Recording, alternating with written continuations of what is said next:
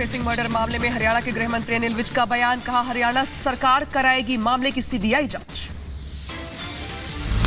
नफे सिंह हत्याकांड मामले में हुआ बड़ा एक्शन, हिरासत में लिए गए 2 लोग, बहादुरगढ़ पुलिस कर रही है पूछताछ। हमारी पुलिस पे हमें पूरा भरोसा है, हरियाणा की पे, लेकिन सरकार पे भरोसा नहीं कर सकते क्योंकि ये पॉलिटिकल मर्डर है। इसकी जांच जो है सीबीआई से और कोई सिटिंग जज की निगरानी में कराई जाए ताकि सारा मामला सबके सामने आ जाए।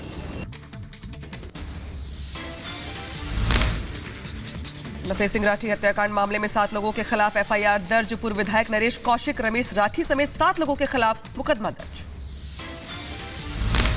नफे सिंह की हत्या से पहले का वीडियो आया सामने, नफे सिंह की कार को चेज करते नजर आए आरोपी। नफे सिंह हत्या मामले में डीएसपी का बयान सामने आया, कहा जांच के लिए 5 टीमों का गठन हुआ, जल्द पकड़े जाएंगे आरोपी। धरने पर बैठे नफे सिंह राठी के समर्थक सड़क को किया जाम, हमलावरों की गिरफ्तारी की मांग पर अड़े हुए हैं परिजन और समर्थक। नफे सिंह राठी के समर्थकों ने जमकर की नारेबाजी, हमलावरों की गिरफ्तारी की मांग करते हुए जमकर लगाए नारे, पुलिस प्रशासन के खिलाफ भी लगाए नारे।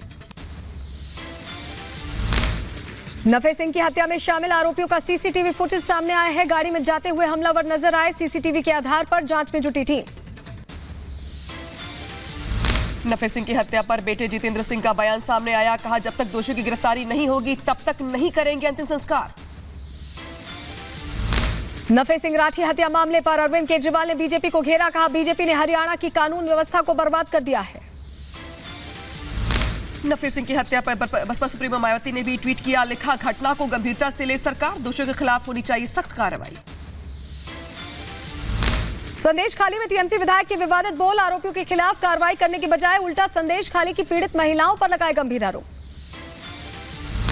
ममता सरकार को कलकत्ता हाईकोर्ट से बड़ा झटका, हाईकोर्ट ने कहा शाहजहां की गिरफ्तारी पर रोक नहीं, कोर्ट के खिलाफ बनाई जा रही है गलत धारणा, हाईकोर्ट के स्टे का गलत हवाला दिया जा रहा है।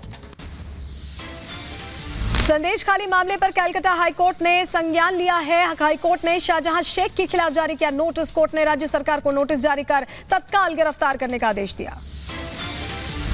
संदेश खाली पर अभिषेक बैनर्जी का बयान, कहा शाहजहां को हम नहीं बचा रहे, हाईकोर्ट ने पुलिस के हाथ बांध रखे हैं। संदेश खाली को लेकर बड़ी खबर, टीएमसी का दावा, 7 दिन के अंदर शाहजहां शेख की गिरफ्तारी की बात उनकी तरफ से कही गई। संदेश खाली हिंसा को लेकर लोगों में आक्रोश बरकरार, ग्रामीणों ने टीएमसी नेता शंकर सरदार के खिलाफ किया विरोध प्रदर्शन। बिरमोजपुर में ममता सरकार के खिलाफ विरोध प्रदर्शन, संदेश खाली मामले को लेकर महिलाओं में आक्रोश, मौके पर पुलिस मौजूद। संदेश खाली घटना से आक्रोशित महिलाओं ने जमकर की नारेबाजी, हाथों में जियो गो बैक के पोस्टर बैनर लेकर जताया ममता सरकार का विरोध।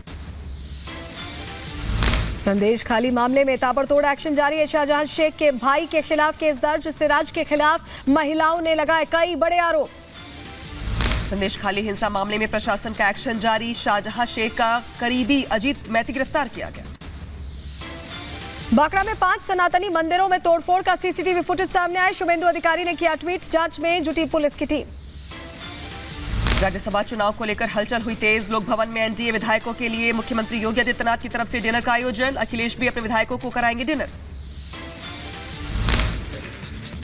आगे बढ़ेंगे, जहां आपको बताएं लोक भवन में एनडीए विधायकों की बैठक बुलाई गई है, बैठक के जरिए कहीं ना कहीं वो जो दूसरा वोट है उसको साधने की कोशिश है। लोक भवन में मीटिंग में विधायकों को वोट डालने की ट्रेनिंग भी दी गई, कल राज्यसभा में वोट डाले जाएंगे। जोगेश प्रताप से मिले ओपी राजभर, राज्यसभा चुनाव को लेकर हुई मुलाकात, दोनों नेताओं की मुलाकात की तस्वीरें सामने आई। राज्यसभा चुनावों के बीच रघुराज प्रताप उर्फ राजा भैया का बड़ा बयान, कहा बीजेपी के साथ हैं, हमारे दोनों विधायक बीजेपी प्रत्याशी को वोट देंगे। जनसत्ता दल का वोट भारतीय जनता पार्टी के साथ। सर अभी बैठक में भी आप पहुंचेंगे क्या, जो प्रशिक्षण बैठक चल रही है? तो प्रशिक्षण की तो कोई आवश्यकता है नहीं साहब, 32 वर्ष हो गए हैं, लेकिन भोजन अवश्य करेंगे। राज्यसभा चुनाव को लेकर अखिलेश यादव ने बीजेपी पर साधा निशाना, कहा सरकार की कोशिश होगी दबाव बनाना, विधायकों को अपनी मर्जी से वोट डालने को कहा गया है। सरकार की कोशिश होगी और हर तरह का दबाव बनाएगी सरकार, लेकिन विधायक अपनी मर्जी से वोट डालेंगे। उन पे दबाव नहीं चलेगा, नहीं चलेगा, दबाव नहीं चलेगा। सपा पर प्रदेश के डिप्टी सीएम केशव मौर्य का बड़ा हमला, कहा तीसरा उम्मीदवार उतारकर पछताएगी सपा, सपा के पास संख्या बल नहीं। राज्यसभा के चुनाव में भारतीय जनता पार्टी के 8 प्रत्याशी चुनाव जीत रहे हैं और अच्छे अंतर से जीत रहे हैं। तो तीसरा कैंडिडेट उतार करके इस प्रकार का प्रयास किया है, जिसका परिणाम उनको 27 तारीख को मुझे पूरा विश्वास है, जब भाजपा के 8 प्रत्याशी जीतेंगे तब उनको पश्चाताप होगा। सपा पर बीजेपी ने किया हमला, सांसद सुधांशु त्रिवेदी ने कहा सपा की करनी और कथनी में अंतर है। अखिलेश जी इस विषय को नहीं समझ पा रहे हैं कि उन्होंने जो खुद कहा था वो अपनी बात से पीछे हट गए। अब आप बताइए, उन्होंने बनारस में कैंडिडेट विड्रॉ कर लिया, किसको विड्रॉ किया? पिछड़े को विड्रॉ किया, कांग्रेस के समर्थन के लिए। तो समस्या क्या है कि कथनी और करनी में अंतर होने की वजह से वो समस्या हो जाती है। दिल्ली में जेपी नड्डा ने की संकल्प पत्र सुझाव अभियान की शुरुआत, वीडियो वैन को दिखाई हरी झंडी, वैन के जरिए जनता को दी जाएगी सरकार के कामों की जानकारी। असम के मुख्यमंत्री हिमंता बिस्वा शर्मा ने कांग्रेस पर साधा निशाना, कहा कांग्रेस ने मुस्लिम बेटियों को बर्बाद करने की खोली है दुकान, मैं बच्चियों का नहीं होने दूंगा विवाह।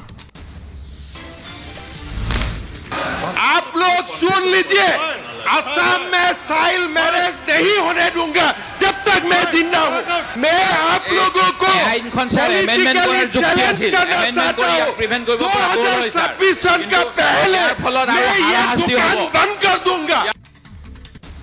असम मुस्लिम विवाह और तलाक अधिनियम के निरस्त होने पर एआईयूडीएफ नाराज, सरकार के खिलाफ किया विरोध प्रदर्शन। एआईएमआईएम चीफ असदुद्दीन ओवैसी ने बीजेपी पर साधा निशाना, कहा सरकार इस्लाम में सुधार नहीं चाहती बल्कि हिंदुत्व लागू करना चाहती है। ना चंगेज खान हलाकू ने इस्लाम को खत्म करने की कोशिश की, अब यूं आए हैं बीजेपी के लोग, नहीं हम इस्लाम में रिफॉर्म लेकर आएंगे। अरे तुम रिफॉर्म नहीं लाना चाहते हो, तुम हिंदुत्व को लागू करना चाहते हो। झारखंड में कांग्रेस को लगा बड़ा झटका, गीता कोड़ा ने कांग्रेस का हाथ छोड़ थामा बीजेपी का दामन। अरुणाचल प्रदेश में कांग्रेस को बड़ा झटका, कांग्रेस से 2 विधायक बीजेपी में शामिल हुए, बीजेपी ने गर्मजोशी से स्वागत किया। पीएम मोदी ने देश की रेल परियोजनाओं को दी सौगात, अमृत भारत स्टेशन योजना के तहत 41,000 करोड़ की परियोजनाओं का शिलान्यास किया। शिलान्यास के बाद बोले पीएम मोदी, कहा आज का भारत बड़े सपने देखता है बल्कि उन्हें पूरा करना भी जानता है। आज के भारत ने छोटे छोटे सपने देखना छोड़ दिया है। हम बड़े सपने देखते हैं और उन्हें पूरा करने के लिए दिन रात एक कर देते हैं।